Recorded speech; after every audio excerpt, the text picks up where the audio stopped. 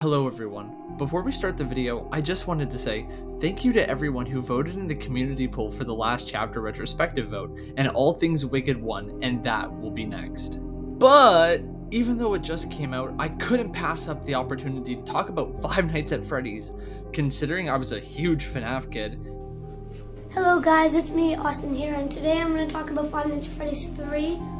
And I'd still consider myself a fan, even though I only like some of the newer titles. And I've been playing Dead by Daylight since October 2017, all the way back when the Huntress came out, and I've been playing pretty consistently since then, hence why I like to do the chapter retrospectives. But anyways, with that being said, let's go over the years of speculation, rumors, insane amounts of cope, and some false leaks and the surprising reveal announcement almost a year ahead of time. The content in between the announcement and the reveal, and the exciting and kinda disappointing PAX livestream, and the follow-up livestream going over all the content of the chapter, including Springtrap's Power, Perks, and the new map, Freddy Fazbears Pizza, and the differences between the PTB and the live release. So grab some snacks, drinks, maybe even some popcorn and some pizza from Freddy Fazbears, because this is going to be a long one. So with that being said, let me set the mood. Let's go all the way back to 2021. Now, Springtrap had always been a highly requested killer for Dead by Daylight ever since the game started collecting licenses, but it wasn't always really looked like that big of an option, considering the biggest licenses in the game still weren't out yet, and those were the ones the community was really raving for. But eventually, after the years would go by, Behavior would obtain those big licenses, and the concept of adding Five Nights at Freddy's, but more specifically Springtrap, really started to gain more traction in 2021 with the release of Chapter 21, aka Hellraiser. Behavior would start to post some teasers. The first teaser we received was a photo of Father Campbell's chapel, or more specifically, the circus part of the map. But the only difference from this photo from how the map actually was in game was the circus had two eyes in it instead of one. The second teaser would be on the map Disturbed Ward, where we just got a photo of the map, but some people were snorting some really hard copium saying that Springtrap Shadow was definitely in the background. But the only difference in this image from the actual map is that there's an S hidden in the fire. But wait a second, no, look really close. There he is, there's Springtrap! But the next teaser would just be the letter A, and at this point it was extremely obvious that Behavior was spelling something to us, but what exactly that was remained unknown. But within the community there was two main candidates, Springtrap and Pinhead. But and then, Dead by Daylight would change their profile picture on Twitter, and when you would view the full profile picture, you would see the letter R in the bottom corner. They would also post another photo of the circus where you can see an extra nail on the target board. And for one of our final teasers for the chapter, Dead by Daylight would post on Twitter and Discord some audio files, and when putting the audio files through a spectrogram, the word hell can be seen. Now, we were given the word hell, and with the other letters we were given, well, it was very obvious that it was going to be Hellraiser, but wait, we have another teaser this time, and it's a video that I'm going to gladly play for you all.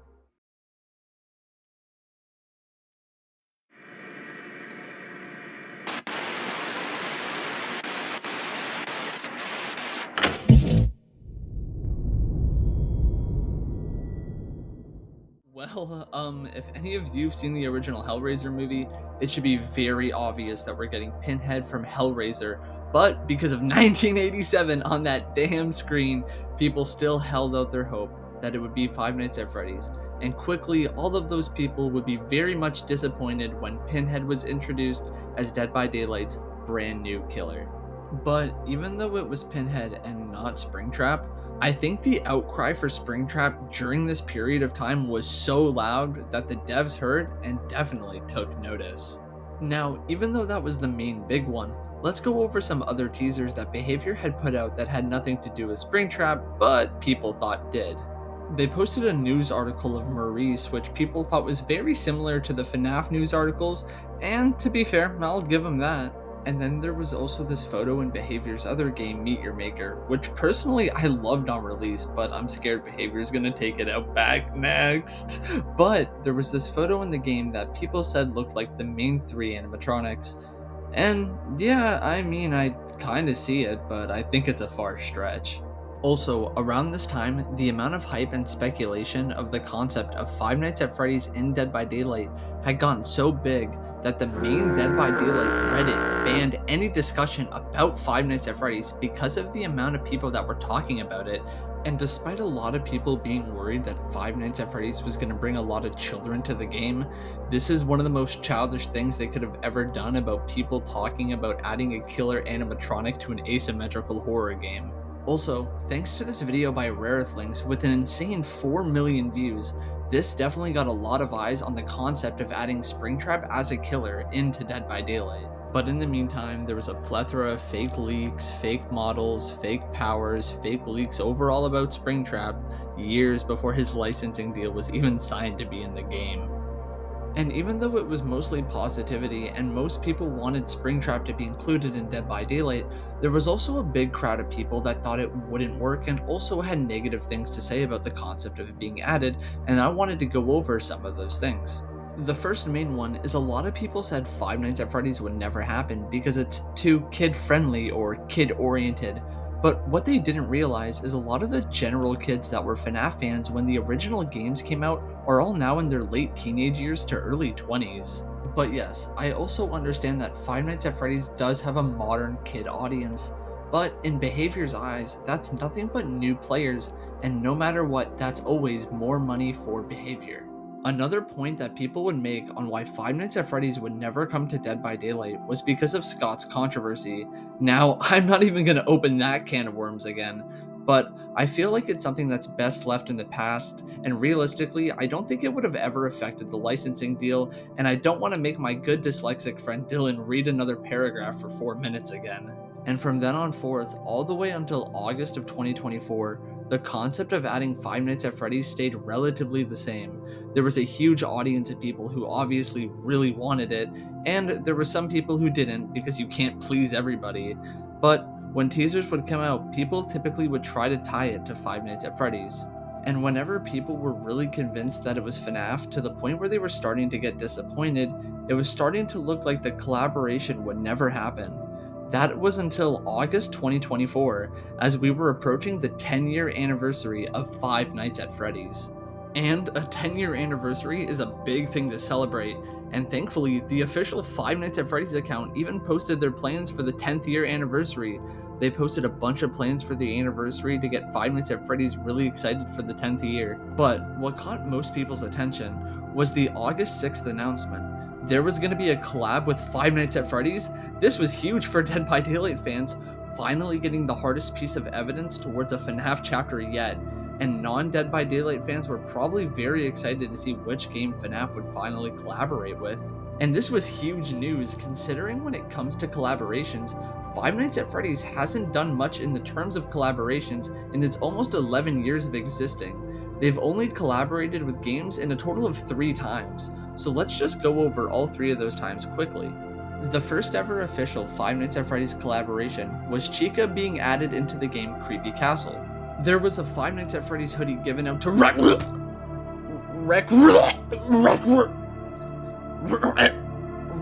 players back when FNAF AR launched, but this was mostly a collaboration with Illumix and Rec Room. God, I fucking hate Rec Room. And more recently, Five Nights at Freddy's makes a pretty big appearance in Funko Fusion.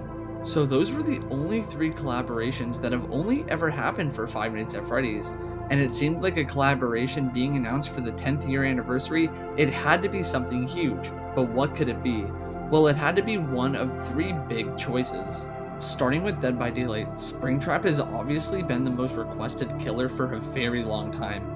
It would make so much sense for him to finally come to Dead by Daylight, a full-fledged asymmetrical horror game where you can finally play as Springtrap and hunt down survivors. The next biggest choice, and the one people wanted the most, was Fortnite.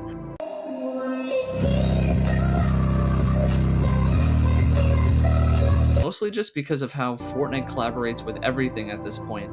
But considering we know Scott's rules for the original 4 animatronics killing people, I doubt we'll see them in a battle royale map with gun anytime soon.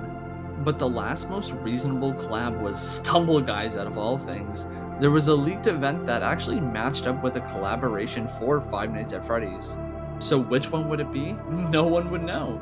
until on August 5th, a day earlier than originally planned, because some of the stuff on the anniversary got switched around, we would see a post from the official Dead by Daylight Twitter account that I don't think anyone ever suspected. Springtrap is one of the most iconic animatronics in the Five Nights at Freddy's franchise. Today we're going to talk about why he should be a killer in DBD. In this video, we're going to be talking about the chances of Springtrap coming into Dead by Daylight as a licensed killer. Hello everyone, today I'm going to be talking about Springtrap, and specifically Springtrap in Dead by Daylight. Can this mean that Springtrap is maybe coming to the game? Hello, today I wanted to go over the likelihood of Springtrap actually ever coming to Dead by Daylight. So now, this starts to line up with Springtrap from FNaF, Five Nights at Freddy's, if you don't know. Today we're having a Springtrap theory in DBD. Now I need to put it out there, I still don't think that Springtrap is going to be coming out into DBD, and as I said in my last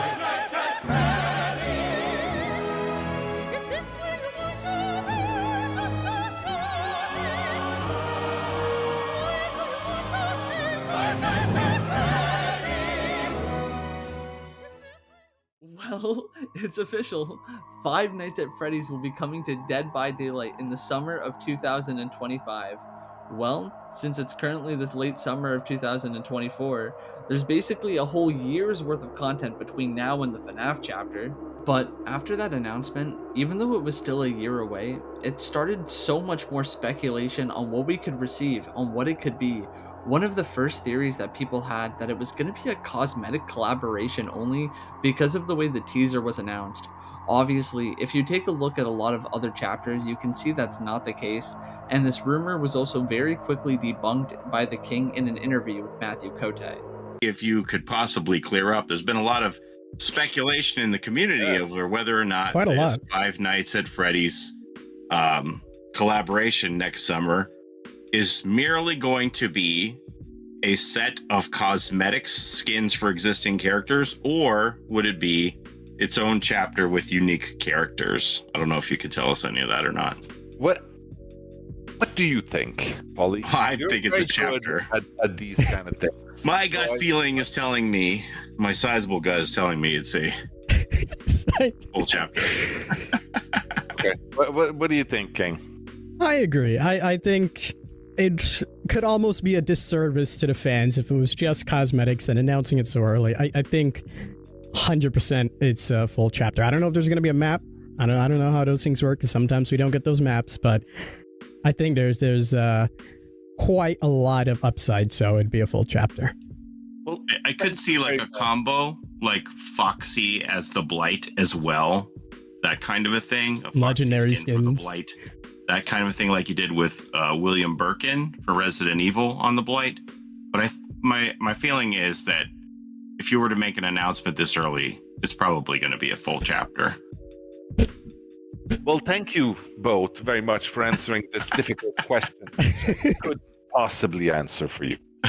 But basically, during the whole year, it was pretty silent. The community was mostly focused on the actual upcoming content, like we were receiving like Doomed Cores and Tokyo Ghoul, and the first part of a major game health content update, mostly being added to the game so new players that come with Five Nights at Freddy's won't leave immediately.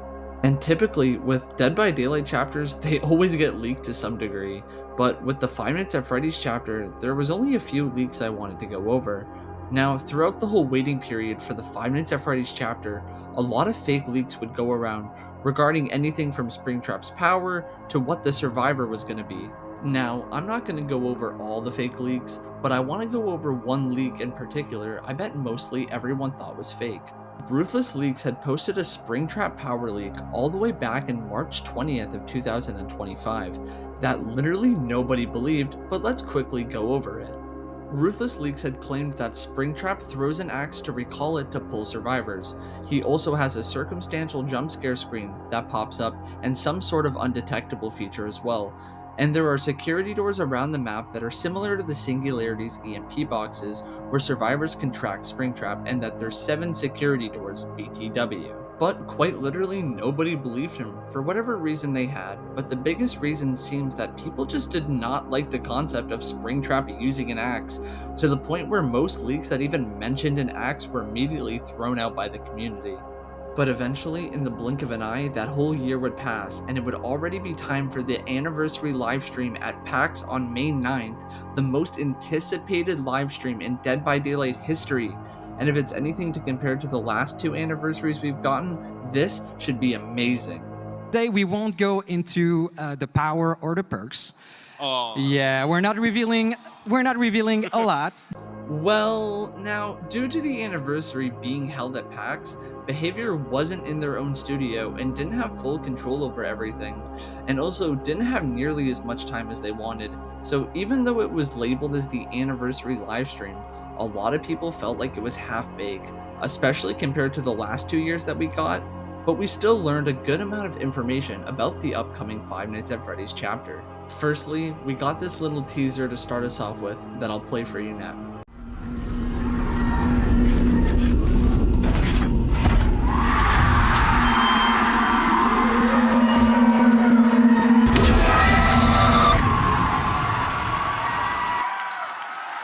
Wow, I still can't believe it. Anyways, after the trailer, we got the confirmation that his official killer name will be the Animatronic, and we got to look at some of the brand new map, Freddy Fazbears Pizza. And even though we weren't told the power, we were told that security doors would be an aspect of it. But it was also confirmed that there would be no survivor with the chapter, which bummed out a lot of people, but I mean, thinking realistically, it does kind of make sense. But and then we were shown probably the biggest surprise announcement of the entire stream. The animatronic will receive a legendary Yellow Rabbit Matthew Lillard legendary skin from the Five Nights at Freddy's movie. Now personally, that was something not even I was expecting.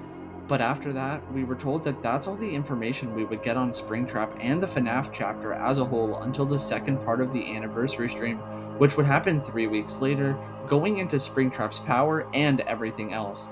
And even though the community was quite disappointed with that information, but thankfully we had the roadmap for Year 9 to chew on, with some exciting surprises and room for speculation. Also, I want to mention, I can't help but notice I don't see any mention to rework the swamp anywhere on the roadmap, to the point where I wonder, is it still even gonna happen? Like, I guess it's not a major issue or anything, but it's really awkward having a map like Grim Pantry next to something like Ormond Lake Mine, like graphically next to each other side by side. You play one match in one and you go to the next, like the decrease in quality is extremely noticeable. But anyways, 3 weeks would go by extremely fast, and we would finally find ourselves at the second part of the anniversary livestream, where we would finally see everything that would come in with the Five Nights at Freddy's chapter and the anniversary event, so more of the proper anniversary stream that people were looking forward to. I also wanted to mention here, considering I made a video back in October trying to theorize and predict some of the things that we might receive in this chapter, I mentioned that I thought it would be fun to look back and see if I got anything right, so I'll casually mention any of the right predictions I got, even if it was an obvious guess. But other than the Matthew Lillard legendary cosmetic, the animatronic would have 2 other cosmetics. Clown Springtrap and Toxic Springtrap, both from FNaF Special Delivery, will be skins, and those were also predictions I got correct, but obviously those were the only skins available for him. And sadly, even though there's no survivor in this chapter, we did get something for survivors. Just like the Iron Maiden shirts, every original survivor will get a Freddy Fazbear's Pizza shirt. I still think it would have been more fitting for a Freddy Fazbear security guard outfit, but this is still extremely cool.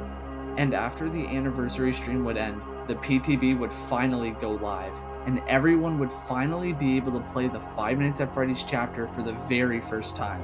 So with that being said, let's finally get into all of the content that was added into the PTB for the Five Nights at Freddy's Dead by Daylight chapter.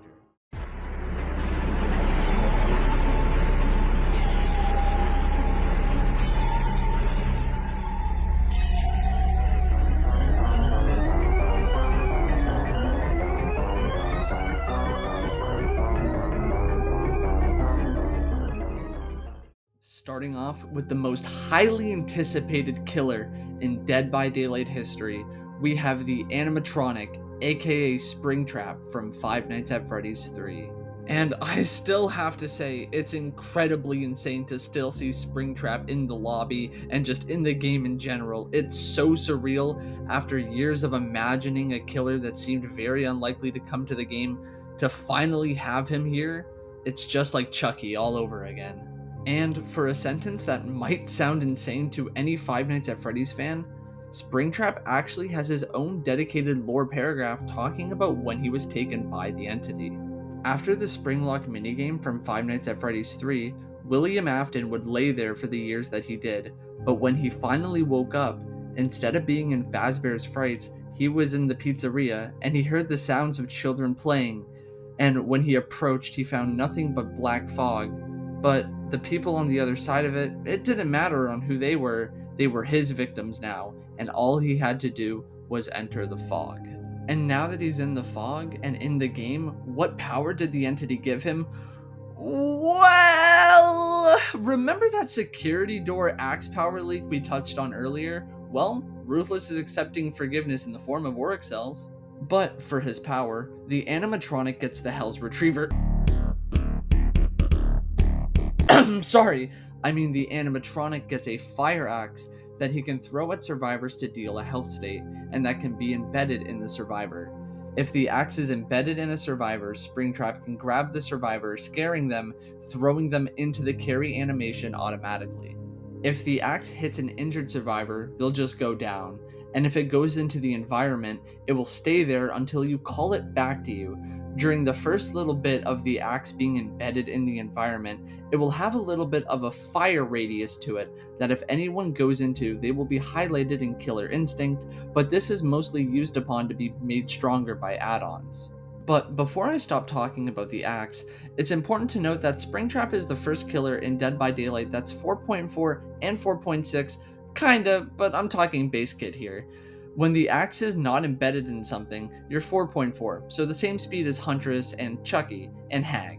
But when the axe is embedded in something, you become 4.6, and that's basically the movement speed of every regular killer. Additionally, the second part of Springtrap's power, the security doors, are kind of like if Sadico's TVs and Xenomorph tunnels had a child. Springtrap can go in any security door and enter it and teleport to any of the other security doors available.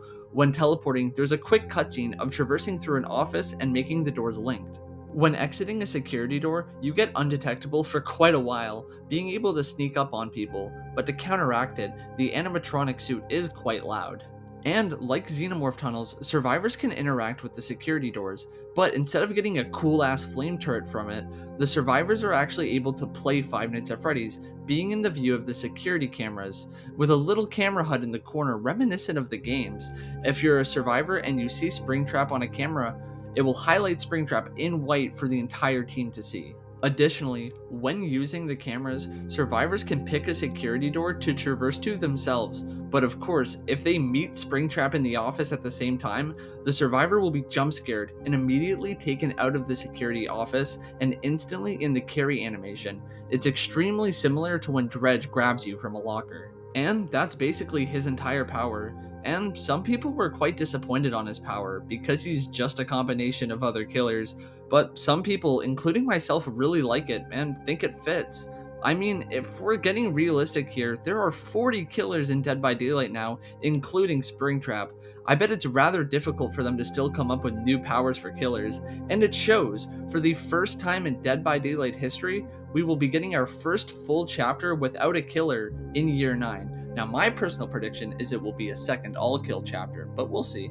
But I think in terms of what Springtrap is in Five Nights at Freddy's and how well that would even translate to Dead by Daylight in the first place, I think Springtrap has a very well put together power. Also, even though it wasn't mentioned in the livestream, Eric Pope would later confirm on Twitter that Springtrap would be voiced by his original voice actor, PJ Haywood, who voiced him in all of his speaking roles in the Five Nights at Freddy's games. And finally, with his power out of the way, what about his 3 unique teachable perks? Firstly, we have Phantom Fear. When a survivor within your tear radius looks at you, they'll scream and you'll see their aura for 2 seconds. This perk has a 60-second cooldown. This is probably his best perk in my opinion. Basically, if a survivor sees you and they're in your tear radius and it's not on cooldown, they'll scream. basically getting to know where they are instantly. And I know that doesn't sound too crazy at first, but if you remember old Ultimate Weapon, you might start having a little bit of deja vu. Nextly, we have Help Wanted. When you damage a generator, it becomes compromised. When a compromised generator is completed, your basic attack cooldowns are 25% faster for 60 seconds. Funny enough, I mentioned how I wanted another compromised generator perk in my retrospective for End Transmission. Go watch it if you haven't, by the way. But it's a good little temporary save the best for last for about a minute, but I bet it would synergize really well with some insane ass combos. Lastly, we have Haywire. Exit gate switches with at least 50% progress regress at a rate of 50% opening exit gate speed. While they regress, survivors see exit gate lights flicker randomly. Now, this is probably my favorite out of all of Springtrap's perks. Now, I know it's probably very obvious to assume a FNaF related perk in Dead by Daylight would totally regress the exit gates. I mean, it just makes sense with power draining. But I always dreamed of the concept of this exact perk coming in with a FNaF chapter. I always wanted it to happen that way, and I've been fixating on it for the last 4 years. So I'm really excited to finally have this perk in the game, and it's extremely fun to run with Remember Me. And it's also extremely similar to my limited power perk concept for my previous FNaF video. If you want to check it out, it's a little outdated, but honestly, if they're just adding this to avoid people 99ing the exit gate, only to do that to avoid Blood Warden, one perk in the pool of exactly 133 different perks in the game, including Springtraps. So, I mean, I think it should be buffed so it can make the exit gates regress it back to 0, no matter what. But with that being said, those are the perks out of the way, so let's go into the final piece of the chapter, the new map, Freddy Fazbears Pizza. This was the aspect of the chapter I was probably the most excited for, other than of course Springtrap himself, but to be honest, I was a little disappointed at first to see that it was based off the movie location. But to be fair, the first game doesn't really give it much to work off, especially for the outside area. But the thing that really confuses me is even if they took inspiration for the outside of the pizzeria from the movie, the inside isn't laid out like the games, the security office is missing, Pirates Cove is completely different, and you can tell that the movie had a way bigger influence than the games did on the map, which I think is personally totally fine. I just personally wanted a map to be more faithful to the pizzeria from the first game. In an interview, Matthew Cote claims the map is based on the games, when it's obviously not. It's a combination of both, but mostly it is the games, right?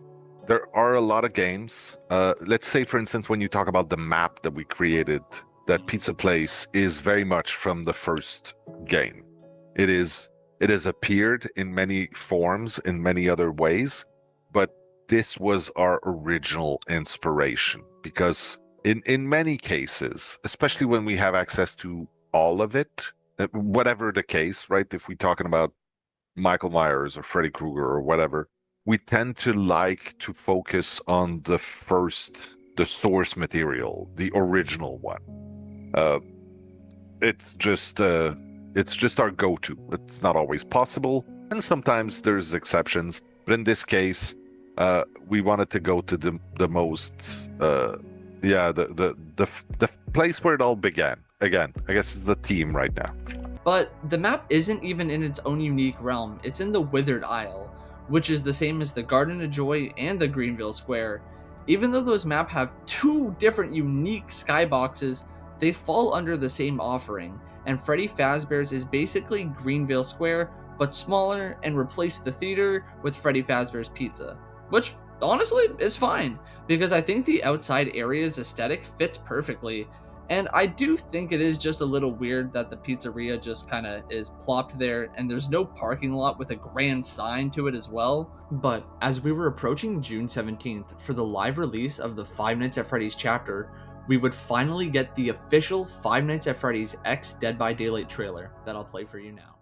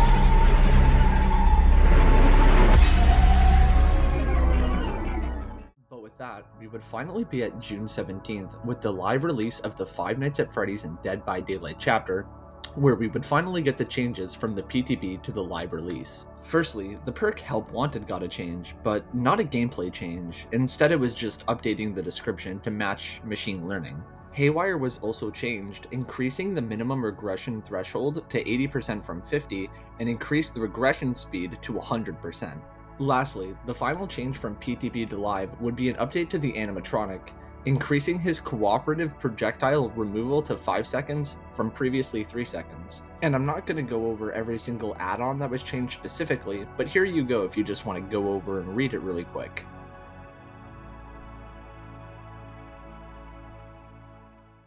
But with that being said, that's basically all of the content that we received in the Five Nights at Freddy's chapter in Dead by Daylight. And for being the most anticipated license in Dead by Daylight history, the question lies, does it live up to the hype? And personally, I think my answer varies on who you ask, but in my personal opinion, I think they did an absolutely amazing job so far. A lot of Five Nights at Freddy's and Dead by Daylight fans seem to be very happy and excited for the chapter, and it definitely lived up to the statement of bringing a lot of players. Just alone on the PTB, there was around 80,000 players just on PC playing the PTB. So that's not even taking into account all the console players who I bet are dying to get their hands on it. So it's not even a doubt that Five Nights at Freddy's has already been the most successful chapter in Dead by Daylight history, and it might forever remain that way, unless they somehow outdo this. And I think the only way they could possibly do that is if they could finally get their hands on Jason, which looks like it's becoming extremely possible now. After almost 5 years in legal limbo, Jason finally has a proper estate that he can be licensed out of. There is hope. Absolutely, there is hope. Jason exists. Some people are actually currently managing his estate. Yeah. Okay. Fair enough. And we would still very much like to have Jason in the game. Like, that is never gonna go away. Meaning his entrance into the fog is now inevitable, and with such a promising roadmap with the year ahead, I think a lot of new players that come for Five Nights at Freddy's might want to stick around for everything that's coming in year 9 and the big lead up to year 10 with a brand new community made original chapter and a brand new anniversary event ditching the masquerade. That must be really cool, and it's going to have some really exciting content for year 10. But with all that upcoming content to look forward to, why not take a little look at Dead by Daylight's past and check out some of my other chapter retrospective videos covering older Dead by Daylight chapters. And like I mentioned in the beginning of the video, the next chapter retrospective will be on all things Wicked. I just had to talk about Five Nights at Freddy's first. But I hope you guys all enjoyed the video. And before I go, I just want to say, hey Behavior, please, please, please add a Phantom of the Opera skin for Chucky. Thank you all so much for watching, and goodbye.